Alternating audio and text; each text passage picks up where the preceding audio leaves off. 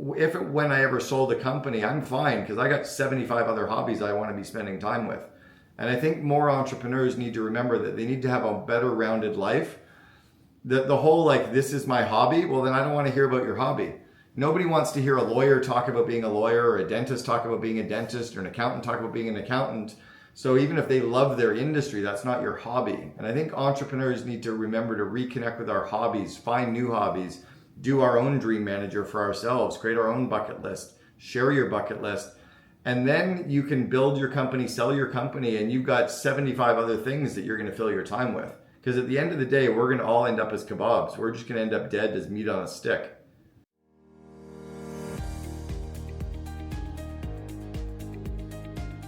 I was actually raised to be an entrepreneur. My dad and grandparents were both entrepreneurs, both sets of grandparents, and they groomed my brother, my sister, and myself to be entrepreneurs. When I was 20 years old, I owned my first real business. I had 12 full-time employees, and I was in the home services space. I was painting houses. And that first summer, in 4 months, I painted 78 houses with my 12 employees, and I thought, well, I guess I have a house painting business. And I got to be a part of a group called College Pro Painters, which went on to become the largest residential house painting company on the planet. It was a franchisor. I became part of the head office of the franchisor and was in charge of recruiting and hiring and training franchisees in my early 20s. So I was doing that at a young age in the home services space. Helped open up the West Coast of the United States for College Pro. And when I left, we were doing 9,000 hires a year, 800 franchisees and 8,000 painters every year. And then we'd do 64 million in house painting in the summer months. So I really cut my teeth in that space. Then I went on and did an auto body chain. I was a minority partner in what became Gerber Auto Collision in the US. It's Boyd Auto Body in Canada. It's the largest collision repair chain in the world. We took that from 7 locations to when I joined to 65 and then took the company public. I exited and was hired as president of a private currency company that we built and sold. Then I joined my best friend back in the home services space. My parents were disappointed in me. I was going from building a technology company that we'd sold to becoming a junk man. And I joined my best friend Brian to take a company called the Rubbish Boys and professionalize the brand and turn them into what is now known as 1-800-GOT-JUNK. We went from 2 million to 106 million in revenue in 6 years, 3,000 employees system-wide, 330 cities. It's now a $750 million top line revenue company. But I left there 17 years ago. So I'd done those things before I turned 45, and now for the last 17 years, I've been traveling all over the world and coaching CEOs of companies in 28 countries.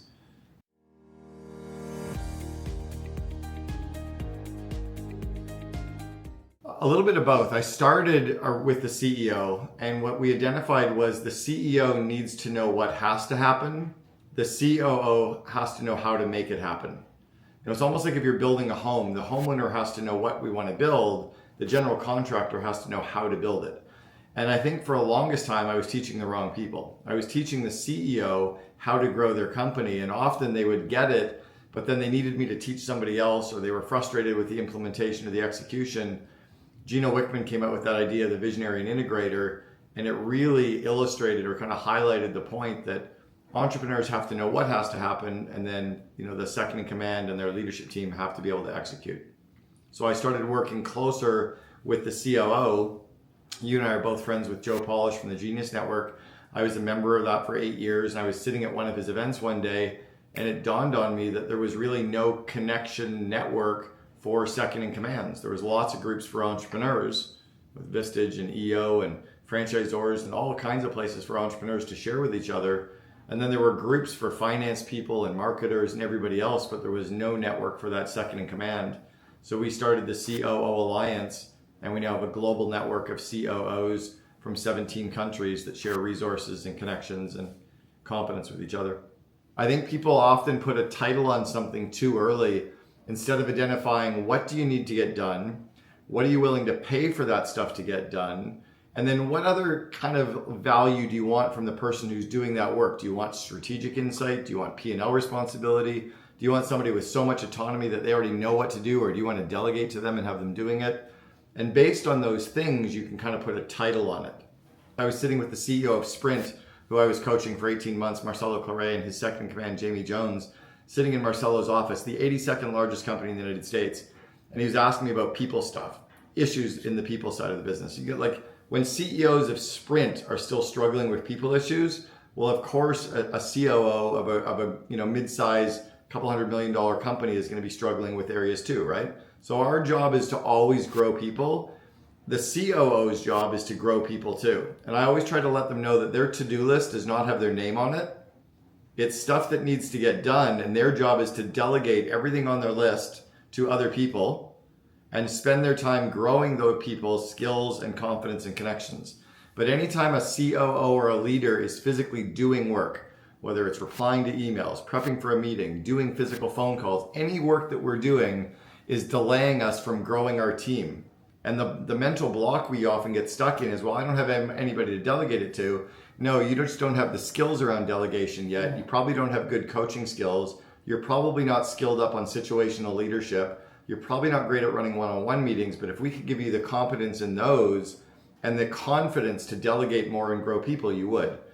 Entrepreneurs tend to be better at that. They already know that they suck at something. It's their company, so they can write the rules. As long as they have the cash to cover it, they make that decision.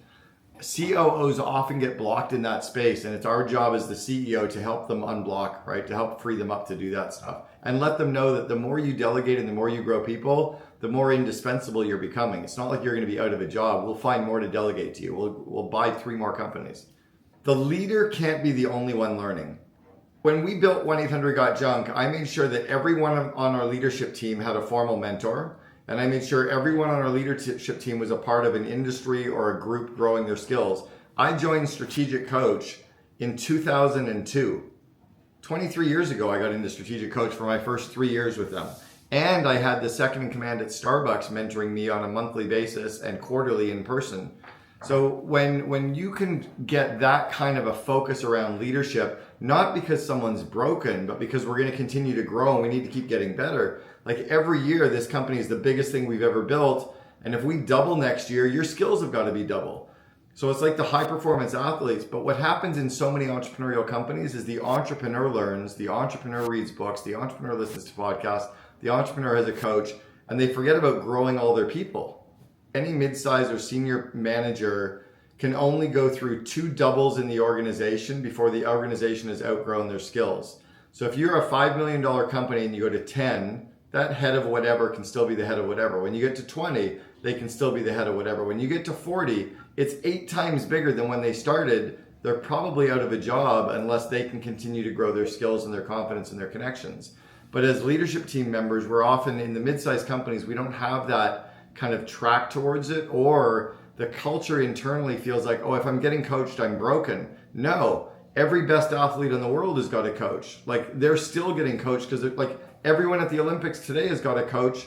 Why do we have such a negative mentality around growth, right? And I think you also dovetailed into one other really key point, which was hire people that are already self-driven learners, right? It's too hard to take somebody who doesn't like to learn and make them learn. So we need to actually front load that stuff and put it into our normal hiring and interviewing process and already look to hire people who learn. My 21-year-old son right now is reading Think and Grow Rich for the 3rd time and he's underlining it. He goes, I'm studying it. That's a self-driven learner. So you got to look for all those people at any age and bring those people into the organization and then plug them into our learning track. And then they'll devour the content we put in front of them.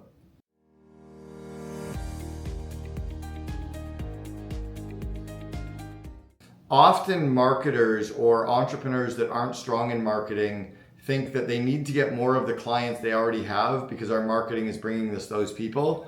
Often our marketing is bringing us the wrong people, but we're marketing in a place where those people tend to be.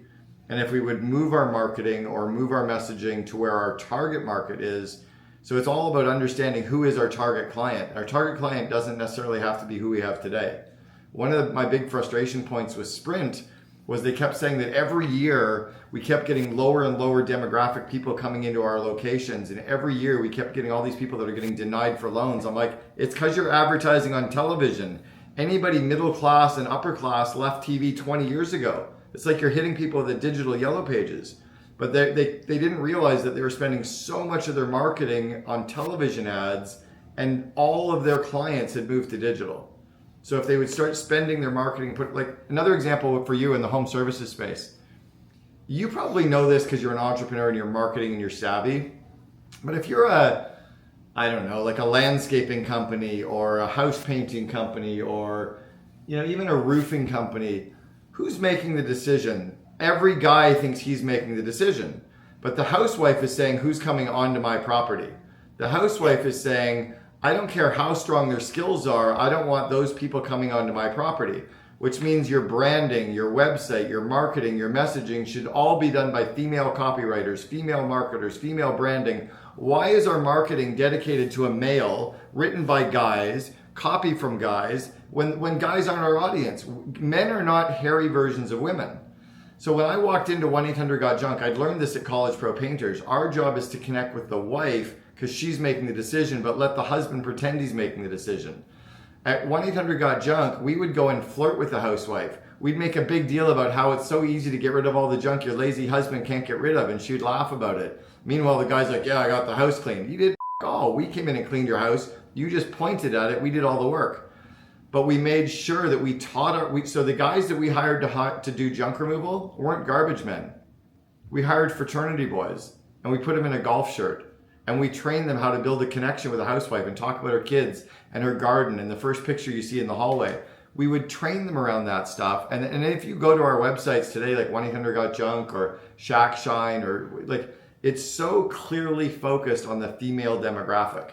Oh, and here's the last point on that. Not only is she making her decision at her house, she's making her parents' decision on their home, and she's making his parents' decision on their home because she's taking care of all the seniors in the family. She's making 5/6 of all of the adult buying decisions over 40 years old are being made by women. Like, my number one metric for every company I've ever built is my employee net promoter score. The second most important metric is my customer net promoter score. My third is my profit in dollars. My fourth is revenue. And I can predict how fast a company can scale by how fast I can grow their employee net promoter score. If you can get an employee NPS over positive 90%, it's game over, you win. But most people are so focused on the customer or profit or growth that our employees feel not loved and they feel burned out.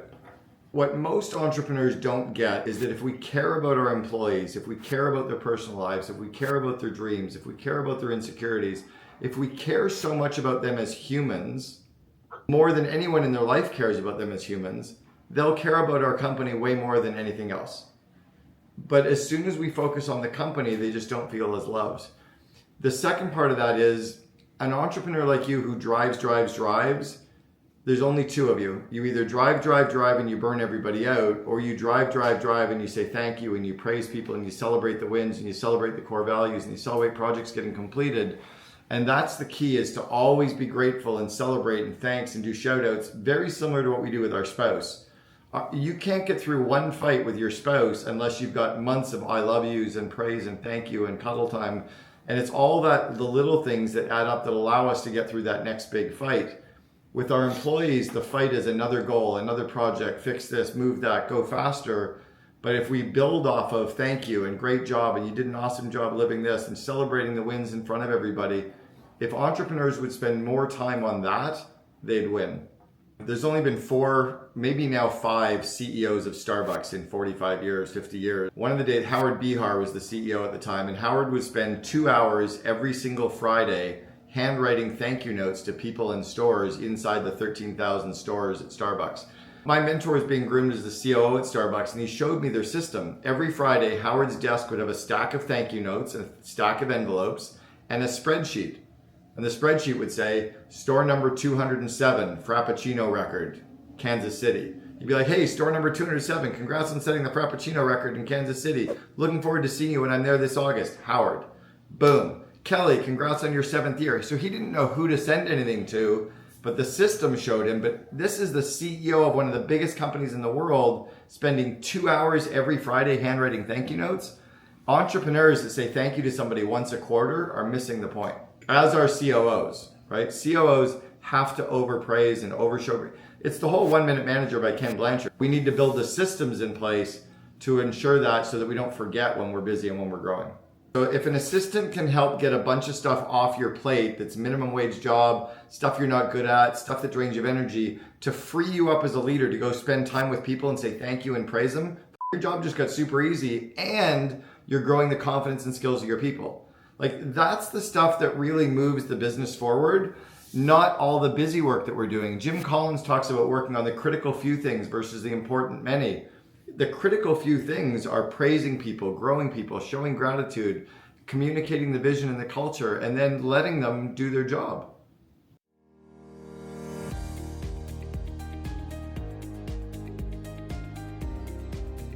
So that's a confidence thing and an imposter syndrome thing that we can work with our leadership team on to help them feel good about that. But the second part of that is often what happens is they build a permissive culture by accident that they're not anticipating.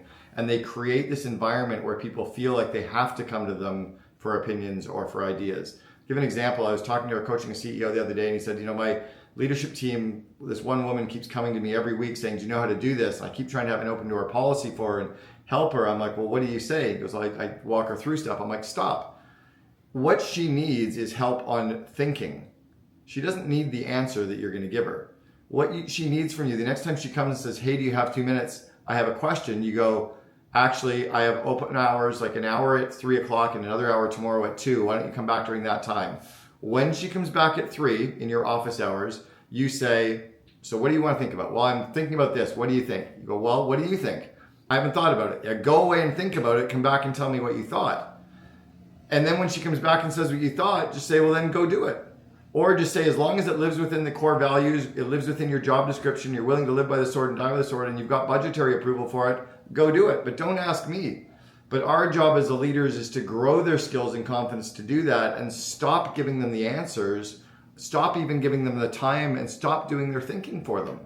The other danger part is when the CEO or the leader speaks first. I always like the leader to speak last. The most senior person in the room should always speak last because we sway their opinions and ideas.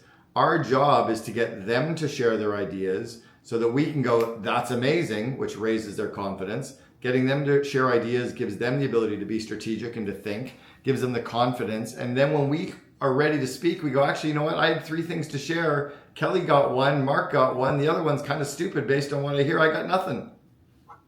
By the way, every early stage manager or mid-level manager, like new managers or director level, their solution to every problem tends to be hire more people. Parkinson's law says that work expands to fill the space that we give it. No budget, they'll spend more. And if you're the ability to hire people, they won't think critically or think differently or say no. So the key is to train managers on how to say no, or how to say not now, or how to optimize the work, or how to automate the work. But the budget is no for hiring. And if you're going to hire somebody for like 80 grand a year or 100 grand a year, no one, you for sure, would never go and spend 80 grand on a marketing decision with a 1-minute decision. Why would anybody allow us to make an $80,000 hiring decision with a 1-minute decision? You better pitch me for 30 minutes on the upside, on the cost, on what the results are going to be, on how much gross margin this person's going to generate, on how much autonomy, where you're going to get them. Like, you better sell me for 30 minutes on making an $80,000 decision. And if you haven't done your prep on that, the answer is no. Most managers won't even try to pitch me on hiring somebody until they absolutely need it and they can prove the case. But that's a skill set that we need to build inside of our company, is the ability to say no, the ability to prove ROI. It's kind of like Dan Sullivan's impact filter, but I add a layer to that, which is what's the ROI? What are the 3 inputs in terms of people, cost, and money? And how does it grow our employee net promoter score, customer net promoter score, profit, or revenue? Because otherwise, every idea sounds like a good idea. People don't fail, systems fail. So when we have a problem, go, great, thanks for showing me of the problem. Thanks for having the confidence to come in and say we have a problem and know you're not going to get for it. What's the missing system or broken system that we can fix or put in place to ensure this never happens again? We're good to go. Right? And sometimes it could be a hiring system. You could all go all the way back first principles. And yeah, maybe we hired the wrong person because they just didn't follow the systems that were clearly documented and amazing. Most good COOs, presidents, aren't good visionary culture people. They can execute on that plan. The one I've seen do it best, though, is Morten Lund, who is one of the founders of Skype and the original investor in Skype. He's got 86 companies up and running. And all he does is start the company, put the team and plan and money in place, and then he walks away with whatever equity he's got at that point. But he's literally kind of walking away from the business completely. I think if you care about it at all, I would hire a president COO versus appointing a CEO. Because as soon as you appoint CEO, you really got to stay as chairman and board role and stay out of the day-to-day, stay out of the vision. You can't get involved. And most aren't willing to do that. Too many North American entrepreneurs don't have any hobbies and connection with their spouse and activities with their kids and bucket lists, and they've lost sight of all the stuff that matters. I got news for everybody. None of this matters. Like, we just lost a good friend of ours, John Rulin, and he's got 4 young girls under 15 years old and a wife, and he's got hobbies and passions and friends. John was building a great company, but it wasn't his reason for being. I don't know what Gino's hobbies were. I know Gino's obsession was EOS, and I'm not speaking to exactly what it was, but I can tell you for sure in the last 3 years, my wife and I have been to 54 countries. We sold our home in Scottsdale in Arcadia, sold our home in Canada, sold our cars, sold all of our furniture. We've been chasing down bucket list after bucket list. And when I ever sold a company, I'm fine because I got 75 other hobbies I want to be spending time with. And I think more entrepreneurs need to remember that they need to have a better rounded life. The whole like, this is my hobby, well then I don't want to hear about your hobby. Nobody wants to hear a lawyer talk about being a lawyer, or a dentist talk about being a dentist, or an accountant talk about being an accountant. So even if they love their industry, that's not your hobby. And I think entrepreneurs need to remember to reconnect with our hobbies, find new hobbies, do our own dream manager for ourselves, create our own bucket list, share your bucket list. And then you can build your company, sell your company, and you've got 75 other things that you're going to fill your time with. Because at the end of the day, we're going to all end up as kebabs. We're just going to end up dead as meat on a stick.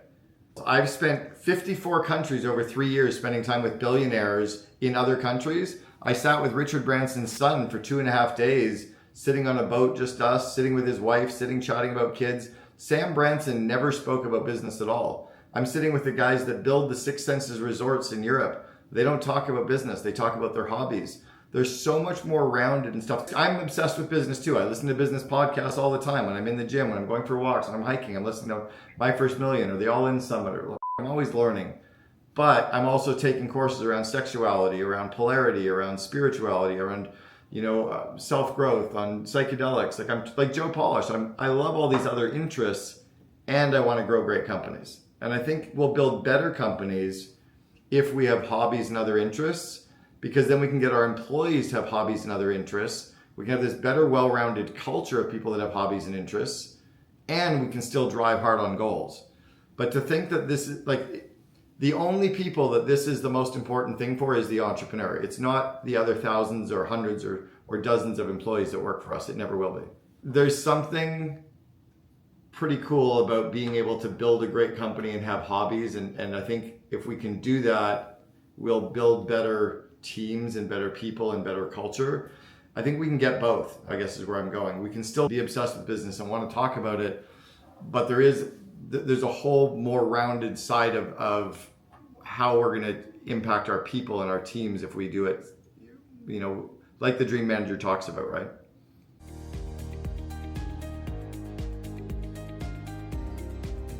It's a superpower for entrepreneurs. I'm clinically diagnosed as 17 of the 18, and clinically because I needed to be diagnosed. I was also 11 for 11 on bipolar disorder, and then I have a dyslexia issue called dyscalculia, where I flip all my numbers around. And I was given an award by the International Dyslexia Association as an executor, a leader who has severe learning disabilities. Talking about it, I struggle with it all again. And they gave it to one person a year. Bruce Jenner got it 1 year, Barbara Corcoran got it 1 year, I got it in 2017. So I've overcome these disabilities and disorders, and one of the ways I overcame them was realizing they're a superpower, they're not a disorder. My ADD as an entrepreneur would prevent me from being a good lawyer or engineer or a doctor or a teacher, but I didn't want to do that. As an entrepreneur, I see what's happening with the market, the economy, the time, my customers, the website, the data points, stuff jumps off the spreadsheet, and it's overwhelming because it's everywhere that I need to delegate it and pass it to other people. But I don't want to not see all that stuff. The key is, how can I organize the stuff? How can I say no to the non-critical stuff? How can I say no to the busy work that I notice all the time, right? So it's learning systems, but it's also don't medicate yourself to get rid of your superpowers. Just actually getting 8 hours of sleep between 10 o'clock at night and 8 in the morning, like 9 hours in bed, 8 hours of proper sleep, and actually getting some exercise, like not even going to the gym and cranking but like those two little things will actually massively counter the bad or negative sides of ADD or ADHD. You know what else they do in Italy and Spain and Portugal and Europe? They don't work all night long. They finish work and they go spend time with friends. They have lunch with friends. They don't eat lunch at their desk. They have dinner with friends. They hang out on weekends with friends. They have hobbies. They have activities. You ask anyone in Europe, what do you do? And they'll be like, oh, I like hiking or I'm surfing. You'll be like, oh no, I meant to make money. They're like, oh, they don't have the what do you do question. It doesn't even exist over in Europe because they don't give a shit what we do.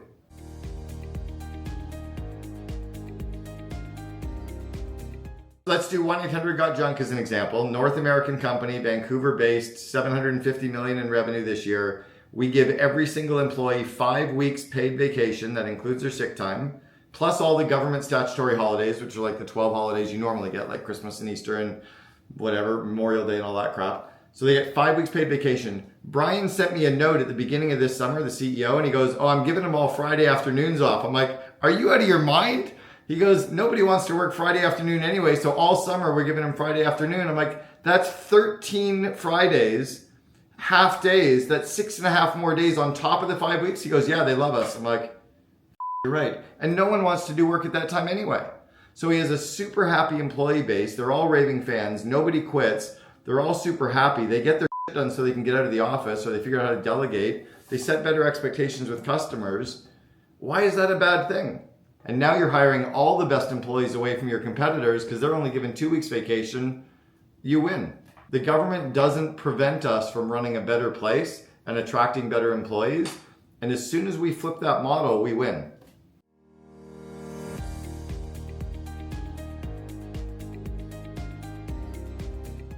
I rarely use them as part of the interviewing process unless the interviewing process is really dialed around behavioral and strengths. I use the top grading system from Brad and Jeff Smart out of the book Who, or Top Grading. So it's a really tightly dialed interviewing system. So if you follow those systems, then you can bring in some kind of predictive personality profile into the interview late stage, but don't use it as your reason for making a decision. Learn it for understanding more and for being able to interview deeper. Most companies think that it's like, oh, the profile said this, so we'll hire them. I can show you lots of data points when it's wrong. Use the profile as a way to dig deeper and interview harder and ask better questions and do tighter reference checks around the personality profile. Then it's good. The second time that I use personality profiles, and I do one different one a year, is with the leadership team. So as an example, for you and your leadership team, this year I'd have everybody do Colby.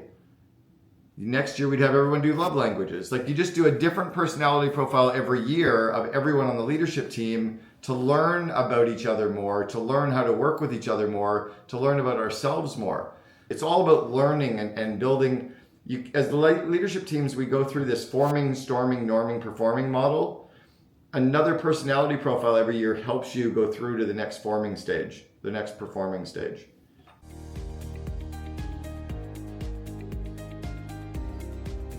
It's interesting. I had that discussion with Clayton Mask, who's also from Arizona, the founder of Infusionsoft. We were sitting at a lunch together one day, and I asked him about his growth around people, and he agreed his was double. He said they can only go through 2 doubles.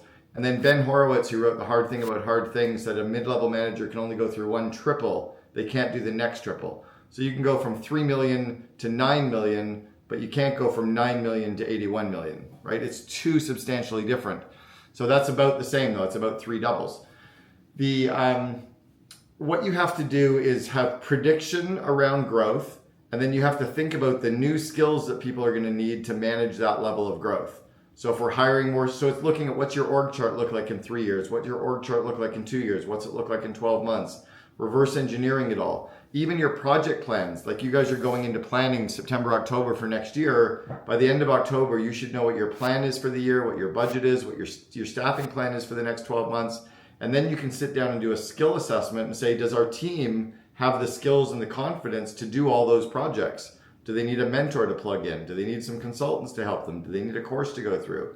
And then for us at the leadership team level, it's looking at what's on our plate every quarter, and are we always getting up-leveled around that? The danger about reading a new book or 2 books every week is we're often reading stuff that is different from what we're focusing on. And if we can focus our learning around what we're working on now. So if you've got like a leadership team retreat in a month, you should be reading everything you can about leadership retreats. If you're getting ready to launch your marketing plan for the year, you should be reading everything you can about marketing plans. And then don't read about marketing for another 3 or 4 months.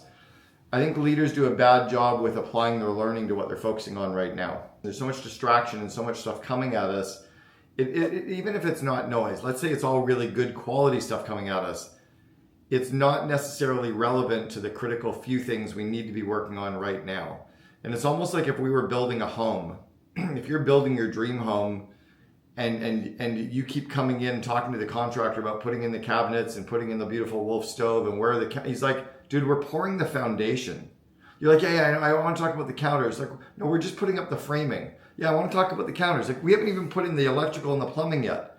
So there's a whole order of operations around what we need to focus on to build great companies, whether you're small, medium size, or even enterprise level. And if you don't focus on those critical few things, the rest becomes noise and a distraction and frustration to our team. He was smart in giving you a system to keep all of your ideas. What drives most entrepreneurs crazy is, no, don't tell me your idea. They have to because their hard drive's full. Their brain's like a hard drive. There's no space to keep all those ideas. So we have to go, I love your idea. Let me put it here. Or even before I put it here, let me ask you 5 or 6 questions so I understand your idea even more. And I love your idea. After those 5 questions, I'll put it here and we'll revisit it in a quarter. But I get it, I like it, it's safe, and I even understand it more because you let me ask you 5 questions. For every entrepreneur, that system would be game changing. And then every quarter, go back and look at all the ideas and decide which ones to green light, which ones to continue on yellow, and which ones to red light, going, yeah, it was a good idea last quarter, now we can kill it.